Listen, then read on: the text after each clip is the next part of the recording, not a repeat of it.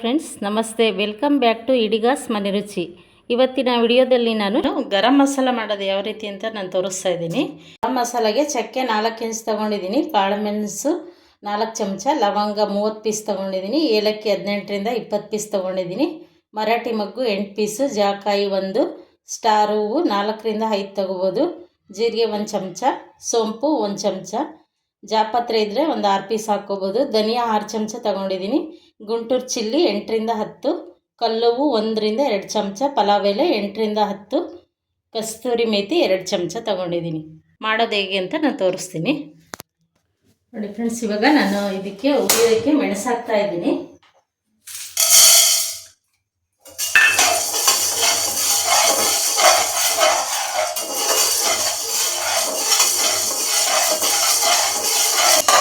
Friends, ಈಗ ಮೆಣಸು ಆಗಿದೆ. ಇದಕ್ಕೆ ನಾನು ಇವಾಗ ಚಕ್ಕೆ ಹಾಕ್ತಾ ಇದ್ದೀನಿ.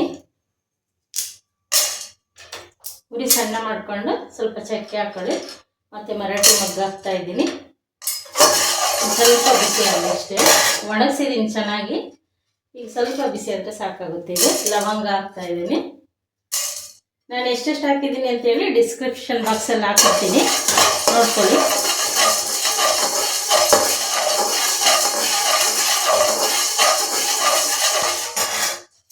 ಏಲಕ್ಕಿ ತಗೊಂಡಿದ್ದೀನಿ, 10ರಿಂದ 12 ಏಲಕ್ಕಿ ಹಾಕ್ತಾ ಇದ್ದೀನಿ.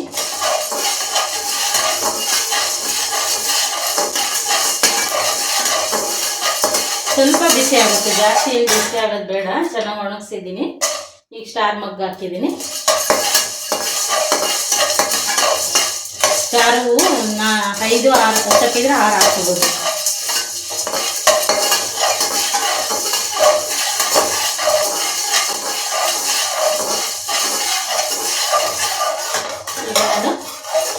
ಸೋಂಪು ಹಾಕ್ತಾ ಇದ್ದೀನಿ. 1 ಸ್ಪೂನಷ್ಟು ತಗೊಂಡಿದ್ದೀನಿ ಸೋಂಪು, 1 ಸ್ಪೂನು ಜೀರಿಗೆ ತಗೊಂಡಿದ್ದೀನಿ.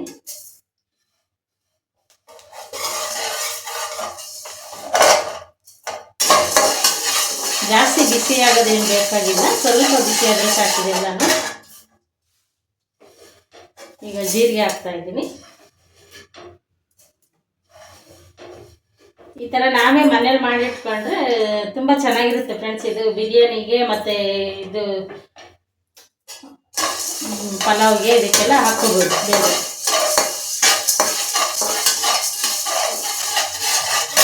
ಈಗ ಸ್ಟಾರ್ ಹೂವು ಹಾಕ್ತಾ ಇದ್ದೀನಿ. ಮತ್ತು ಇದು ಬಿರಿಯಾನಿ ಎಲೆ ಹಾಕ್ತಾ ಇದ್ದೀನಿ.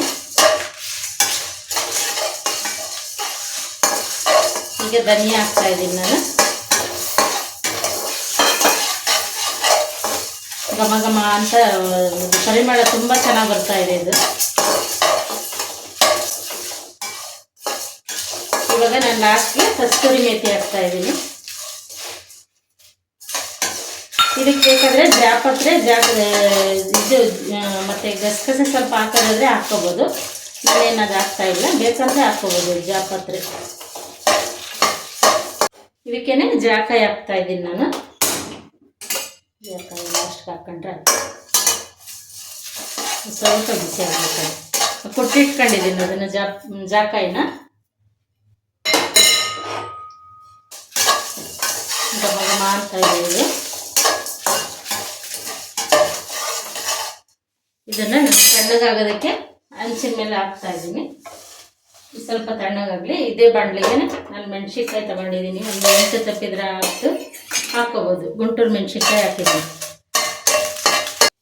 ಸ್ವಲ್ಪ ತಣ್ಣಗಾಗಲಿ. ಇದೆಲ್ಲ ತಣ್ಣಗಾದ್ಮೇಲೆ ನಾವು ಮಿಕ್ಸಿ ಜಾರಲ್ಲಿ ಪುಡಿ ಮಾಡ್ಕೋಬೇಕು.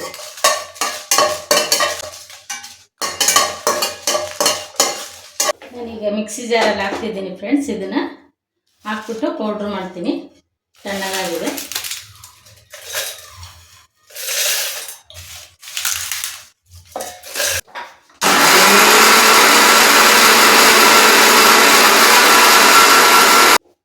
ನೋಡಿ ಫ್ರೆಂಡ್ಸ್, ಈಗ ರೆಡಿಯಾಗಿದೆ ಗರಂ ಮಸಾಲ.